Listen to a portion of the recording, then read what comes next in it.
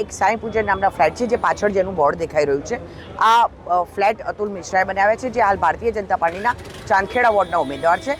મેં હમણાં 2 દિવસ પહેલાં જ એક ભારતીય જનતા પાર્ટીના ઉમેદવારના ગેરકાયદેસર દબાણનું ભાંડો ફોડ્યો હતો. આજે ફરીવાર આ બીજો ભાંડો ફોડું છું. 2 બ્લોક છે, 2માંથી એક ગેરકાયદેસર છે, એક કાયદેસર છે. છેલ્લા 10 વર્ષથી ટેક્સની ચોરી કરવામાં આવી રહી છે.